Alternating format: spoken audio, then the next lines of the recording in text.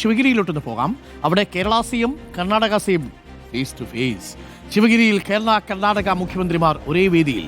Yelahanka bulldozer രാജിനെ ചൊല്ലിയുള്ള വാക്പോരിനിടെയാണ് പിണറായി വിജയനും സിദ്ധരാമയ്യയും ഒരുമിച്ചെത്തിയിരിക്കുന്നത്. പ്രസംഗിക്കുമ്പോൾ നമുക്കതിലേക്ക് എത്താം. ഇപ്പോൾ തത്സമയ ദൃശ്യങ്ങളാണ്. ശിവഗിരി തീർത്ഥാടനത്തിന് തുടക്കം കുറിച്ചിരിക്കുന്നു. 93ാമത് ശിവഗിരി തീർത്ഥാടനത്തിന്റെ ഉദ്ഘാടന വേദിയാണ്. മുഖ്യമന്ത്രി പിണറായി വിജയനുണ്ട്, കർണാടക മുഖ്യമന്ത്രി സിദ്ധരാമയ്യയുണ്ട്, ദേവസ്വം വകുപ്പ് മന്ത്രി വി എൻ വാസവനുണ്ട്, ഗോകുലം ഗോപാലൻ അടക്കമുള്ളവർ വേദിയിലുണ്ട്. പിണറായി വിജയനോടൊപ്പം ഇപ്പോൾ സമ്മേളനത്തിന്റെ ഉദ്ഘാടനമാണ്. 93ാം ശിവഗിരി തീർത്ഥാടന സമ്മേളനത്തിന്റെ ഉദ്ഘാടന വേദിയാണ് ഇപ്പോൾ പ്രേക്ഷകർ കാണുന്നത്. കെ സി വേണുഗോപാലുണ്ട്,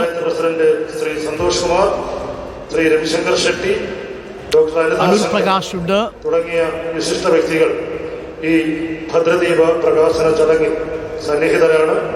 വെള്ളാപ്പള്ളി നടേശനും പ്രേക്ഷകർക്ക് കാണാം. ശിവഗിരി തീർത്ഥാടന സമ്മേളനം വെള്ളാപ്പള്ളി നടേശൻ ഭദ്രദീപം കൊളുത്തുന്നു. ഇവിടെ ഉദ്ഘാടനം ചെയ്യപ്പെടുകയാണ്. ഗോകുലം ഗോപാലൻ, വെള്ളാപ്പള്ളി നടേശൻ എന്നിവരും ഇപ്പോൾ വേദിയിൽ പ്രേക്ഷകർക്ക് കാണാം. 93ാം തീർത്ഥാടന സമ്മേളനത്തിന്റെ ഉദ്ഘാടനമാണ്. മുഖ്യമന്ത്രി പിണറായി വിജയൻ, കർണാടക മുഖ്യമന്ത്രി Siddaramaiah, K C Venugopal, V N Vasavan, Vellappally Natesan, Gokulam Gopalan, Adoor Prakash MP എന്നിവർ ശിവഗിരി 93ാം തീർത്ഥാടന സമ്മേളനത്തിന്റെ ഉദ്ഘാടന കർമ്മം ഇപ്പോൾ ഭദ്രദീപം കൊളുത്തി ഉദ്ഘാടന കർമ്മം. 93ാമത് ശിവഗിരി തീർത്ഥാടന സമ്മേളനത്തിൽ ഭദ്രദീപ പ്രകാശനം കഴിഞ്ഞു. ഈ സമ്മേളനം ഉദ്ഘാടനം ചെയ്തുകൊണ്ട് കേരളത്തിന്റെ ബഹുമാന്യനായ മുഖ്യമന്ത്രി ശ്രീ പിണറായി വിജയൻ അവർകൾ ഉദ്ഘാടന പ്രസംഗം നടത്തുകയാണ്. അദ്ദേഹത്തെ ആദരപൂർവ്വം ക്ഷണിക്കുന്നു.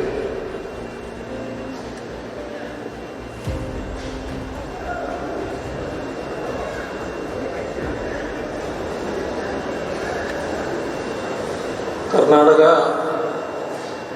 മുഖ്യമന്ത്രി ആദരണീയനായ സിദ്ധരാമയ്യ അടക്കം വേദിയിലും സദസ്സിലുമുള്ള വിശിഷ്ട വ്യക്തികളെ, സഹോദരന്മാരെ, ശിവഗിരി തീർത്ഥാടനവുമായി ബന്ധപ്പെട്ട് കാര്യങ്ങൾ സംസാരിക്കുന്നതിന് മുൻപ് രണ്ട് കാര്യങ്ങൾ ആദ്യമേ തന്നെ അറിയിക്കാൻ ഞാൻ ആഗ്രഹിക്കുകയാണ്. ഒന്ന്, അധ്യക്ഷ പ്രസംഗം മാറ്റി ഉദ്ഘാടനത്തിന് സമയം തന്ന ബഹുമാനായ അധ്യക്ഷൻ വലിയ സൗകര്യമാണ് ഉണ്ടാക്കി തന്നിട്ടുള്ളത്. ഇന്നിവിടെ എത്തേണ്ടതുകൊണ്ട് രാവിലെ സാധാരണ നടക്കുന്ന മന്ത്രിസഭാ യോഗം 12 മണിക്ക് മാറ്റിവെച്ചിരുന്നു. അതുകൂടി മനസ്സിലാക്കിയാണ് അദ്ദേഹം അതിനുള്ള സൗകര്യം ഉണ്ടാക്കി തന്നിട്ടുള്ളത്. രണ്ടാമത്തത്, ഇതിനുശേഷം ചെറിയൊരു മര്യാദകേട് കാണിക്കേണ്ടി വരികയാണ്. അതായത്, ബഹുമാനായ കർണാടക മുഖ്യമന്ത്രി സംസാരിക്കുമ്പോൾ ഞാൻ കൂടി വേദിയിലുണ്ടാവുക എന്നതാണ് സാധാരണഗതിയിൽ വേണ്ടത്. പക്ഷേ ക്യാബിനറ്റ് യോഗമായതുകൊണ്ട് അതിന് സാധ്യമല്ലാതെ വന്നിരിക്കുന്നു.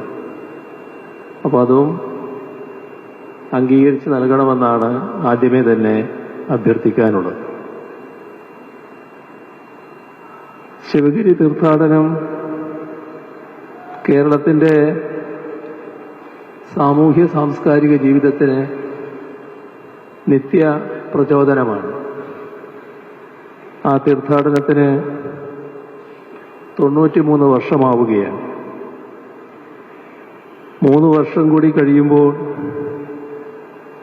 ശ്രീനാരായണ ഗുരു സമാധിയുടെ ശതാബ്ദിയും വരികയാണ്. എന്ന് പറഞ്ഞാൽ ഗുരുവിൻ്റെ സാന്നിധ്യവും മനുഷ്യ സംസ്കാരത്തിൻ്റെ വളർച്ചയുടെ പടവുകളിൽ ഗുരു സന്നിവേശിപ്പിച്ച ദർശന മാഹാത്മ്യവും സംഭവിച്ചിട്ട് ഒരു നൂറ്റാണ്ടോളം ആവുന്നു. ഒരു നൂറ്റാണ്ടിനും അപ്പുറം നമ്മുടെ നാട്ടിൽ നടമാടിയിരുന്ന ആശാസ്യമല്ലാത്ത പ്രവണതകൾക്കെതിരായിരുന്നുവല്ലോ ഗുരു പറഞ്ഞതും പ്രവർത്തിച്ചതും. ജീവിത ചുറ്റുപാടുകളിൽ കാണുകയും അനുഭവിക്കാനിടയാവുകയും ചെയ്ത അസംബന്ധ പ്രവണതകൾക്കെതിരെയായിരുന്നു അദ്ദേഹം ഓരോ വാക്കും ഉരുവിട്ടത്. ദൈവദശകമോ ദർശനമാലയോ ആത്മോപദേശതകമോ അനുകമ്പ ദശകമോ പോലുള്ള കൃതികൾ രചിച്ചതും ഇത്തരം അനുഭവ സാക്ഷ്യത്തിൽ നിന്നാണ്. അരുവിപ്പുറത്തെ പ്രതിഷ്ഠയിൽ പറഞ്ഞ സോദരത്വേന പല രൂപങ്ങളിൽ ഗുരുവിൻ്റെ എല്ലാ കൃതികളുടെയും അന്തർധാരയായി പ്രവഹിക്കുകയും ചെയ്തു.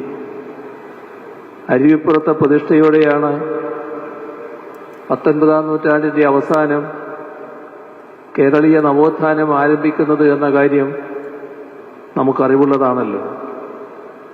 ഈ പ്രതിഷ്ഠയിലൂടെ ഗുരു നൽകിയത് അന്ന് നിലനിന്നിരുന്ന ചാതുർവർണ്ണ വ്യവസ്ഥ തകർക്കുക എന്ന സന്ദേശം തന്നെയായിരുന്നു. ജാതി വ്യത്യാസത്തിൻ്റെ കന്മതിലുകൾ തീർത്ത ഈ വ്യവസ്ഥയെ വെല്ലുവിളിച്ചുകൊണ്ടല്ലാതെ സ്വാതന്ത്ര്യം നേടാൻ കഴിയില്ല എന്ന് ഗുരുവിനറിയാമായിരുന്നു. അങ്ങനെ പ്രതീകാത്മകമായ ഒരു വിപ്ലവത്തിന് പ്രാരംഭം കുറിക്കുകയായിരുന്നു അരുവിപ്പുറം പ്രതിഷ്ഠയിലൂടെ ഗുരു ചെയ്തത്. അന്നത്തെ തിരുവിതാംകൂറിലെ ഭരണവ്യവസ്ഥ രാജാധികാരത്തിലും നാടുവാഴിത്തത്തിലും കെട്ടിപ്പൊക്കിയതായിരുന്നു. ബ്രാഹ്മണനും ക്ഷത്രിയനും അധികാരം കൈയാളുകയും ബഹുജനമാകെ അടിമത്തത്തിൻ്റെ അപമാനഭാരം പേറി ജീവിക്കുകയും ചെയ്യുന്ന അവസ്ഥയായിരുന്നു. ആ അടിമത്തത്തിൽ നിന്നുള്ള മോചനത്തിൻ്റെ ആദ്യപടിയായിരുന്നു ബ്രാഹ്മണ്യത്തെ വെല്ലുവിളിക്കുക എന്നത്. ബ്രാഹ്മണ്യത്തെ വെല്ലുവിളിക്കുക എന്നതിനർത്ഥം ജാതി വ്യവസ്ഥകളുടെ യുക്തിയെ തകർക്കുക എന്നതായിരുന്നു. അന്നത്തെ നാടുവാഴി ജന്മിവ്യവസ്ഥയുടെ ധാർമ്മികത ജാതിയായിരുന്നു. പ്രിയപ്പെട്ട പ്രേക്ഷകരെ, 93ാമത് ശിവഗിരി തീർത്ഥാടന സമ്മേളനത്തിന്റെ ഉദ്ഘാടന പ്രസംഗം നിർവഹിക്കുകയാണ് മുഖ്യമന്ത്രി.